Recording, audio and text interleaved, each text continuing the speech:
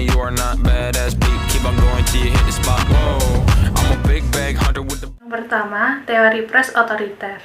Menurut Hikmat Kusumaningrat dan Purnama Kusumaningrat dalam buku Jurnalistik, Teori dan Praktik 2017, teori pers otoriter mulai diterapkan pada abad ke-16. Teori ini berasal dari falsafah kenegaraan yang membela kekuasaan absolut. Dalam teori pers otoriter, pers harus mendukung kebijakan pemerintah serta mengabdi kepada negara.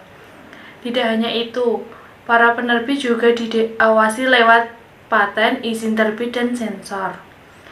Dalam teori ini, negara punya kedudukan lebih tinggi dibanding individu dalam skala nilai kehidupan sosial. Saat seorang individu menempatkan dirinya di bawah kekuasaan negara, individu tersebut akan bisa mencapai cita-citanya dan punya atribusi sebagai orang beradab. Yang kedua, teori pers bebas.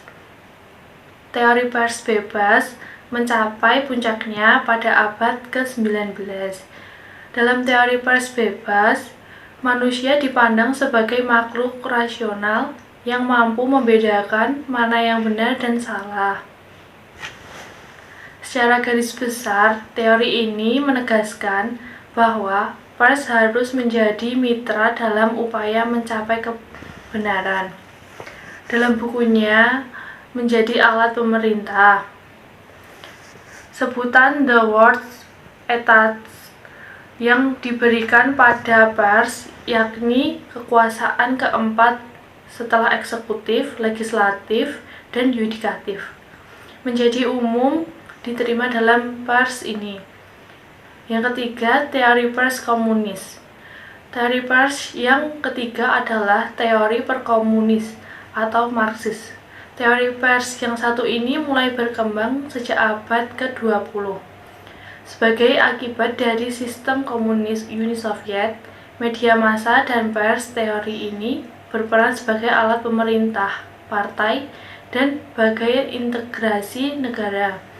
Dan media massa mau tidak mau harus tunduk kepada pemerintah.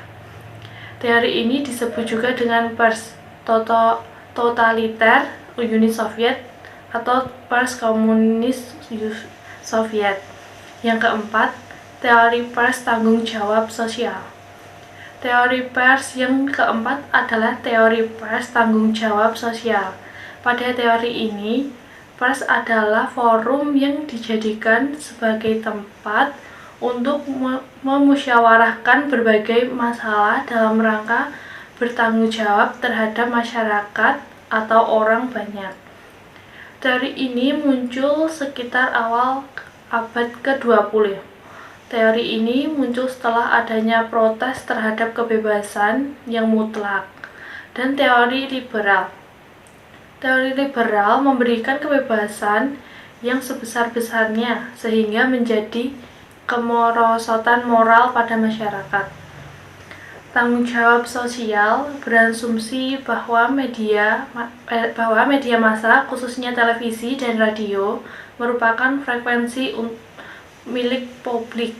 Jadi, apabila media massa dijadikan kendaraan politik suatu partai atau orang, maka suka melanggar aturan dan norma-norma yang berlaku di masyarakat.